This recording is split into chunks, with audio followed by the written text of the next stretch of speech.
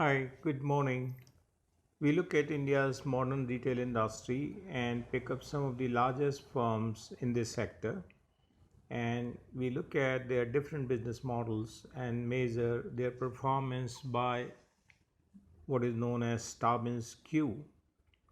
Tobin's Q essentially captures firms' deployment of capital and how the stock market evaluates its business model and consequently reflects the same in its pricing of shares. The size of India's retail sector is quite large. In fact, it is expected to grow to rupees 84 lakh crores by the year 2021. We look at Future Retail Limited, known by its flagship brand Big Bazaar, Avenue Supermarts Limited, known by its flagship brand D-Mart, Aditya Birla Fashion Retail Limited, who recently acquired Pantaloons and also own more hypermart stores and Shoppers Stop. Each of these firms are involved in FMCG segment and own hypermarts as well as small format stores.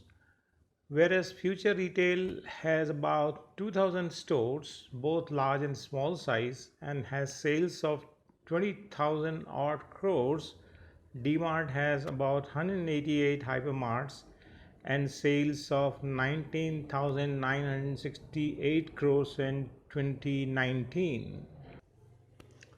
We discussed the so titled modern retail and how it is different from old retail or corner store kirana shop. But here is an interesting number. Total number of retail stores in India were estimated to be about 1.2 crores, that's 12 million, in 2005 by HSBC Global Research, and this number is more than the total number of shops in rest of the world, that is 194 countries, which means that Indian retail market is highly fragmented and intensely competitive. So how does modern retail differentiate itself in this red ocean world of intense competition? Modern retail woos its customers by providing air conditioning, parking, aesthetics, large assortment of goods, and a clean, hygienic shopping experience. But the question is, does the Indian consumer pay for these differentiators? Indian shopper is known to marketers world over as value shopper looking for lowest prices while partaking in all luxury. While admittedly there may be some modern retail specific customer segment, the question is this segment large enough to sustain a new modern retail business model? Interestingly, we have different business model in this modern retail segment and which we evaluate by a composite measure called Tobin's Q. Now, in terms of margins, modern retail format enjoys an additional 8 to 9% additional margin from manufacturers and wholesalers as compared to corner store kirana shop.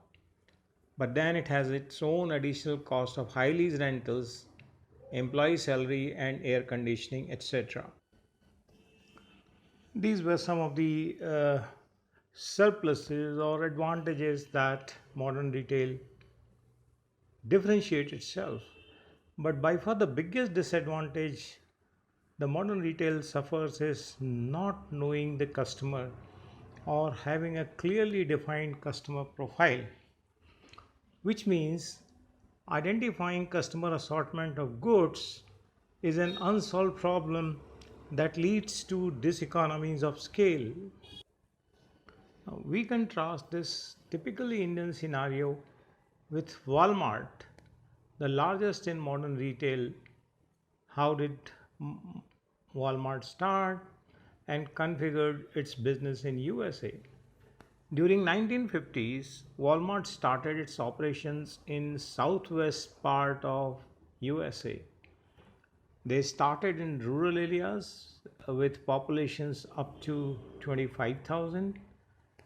Two, they concentrated all stores and supply warehouses in 3 4 adjoining states of Arkansas, Oklahoma, Missouri, Tennessee, etc. within 400-kilometer radius, which is the area shown in yellow color on the PowerPoint slide. Now, these two factors of rural areas and close proximity gave Walmart several advantages, like number one,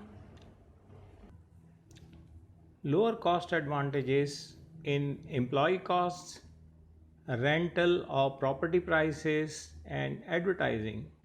Number two, sales advantages. In assortment of goods, they enjoyed high velocity due to knowledge of customers and were able to set higher prices as Walmart store was the lone store in the vicinity. Number three, the competitive advantage.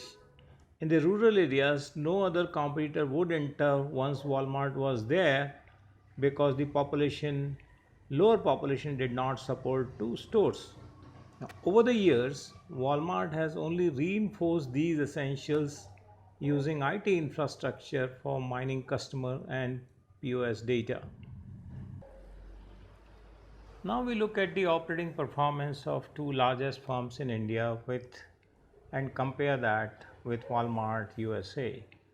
We see that operationally DMart costs are lower than its sales revenue, whereas future retail costs exceeds its sales revenue. For that we need not go beyond the first four line items in the chart. DMart compares well with Walmart as its net margins are 5% as compared to 8% for Walmart. Now we go back and relook at the essentials of an operationally profitable model taking cues from Walmart and DMart. Number one, they are both located in low rental property price areas, at least in the beginning. Both were debt free.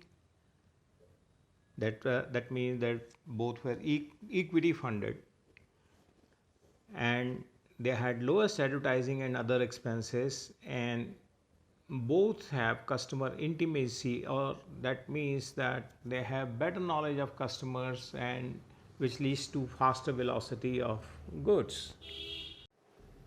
Now we look at two of the popular firm performance measures like market price to earning ratio, popularly known as PE ratio, which is used to reflect market evaluation of financial performance of firms, and asset turnover ratio, which is used to compare operational performance. We see that trends for PE ratio for DMart, Future Retail, and Shoppers Stop are similar. That is, they go up in 2018 and decline in 2019, whereas for Aditya Birla Retail there is a downward trend. Asset turnover ratio is fairly consistent for DMart, Aditya Birla Retail, and Shoppers Stop, though they are lower than each other, but they sharply decline for Future Retail over 3 year period. Thus we gain some insight for firms' performance individually, but trends by these two measures are not consistent. We now come back to our composite measure Tobin's Q and find that for DMart, Future Retail, and Shoppers Stop, trend line is consistent in that Tobin's Q first goes up in 2018 and declines in 2019. We also note that the decline is sharper for Future Retail. For Aditya Birla Fashion and Retail, trend is reverse, which could be due to an altogether different business mix of fashion and hypermart.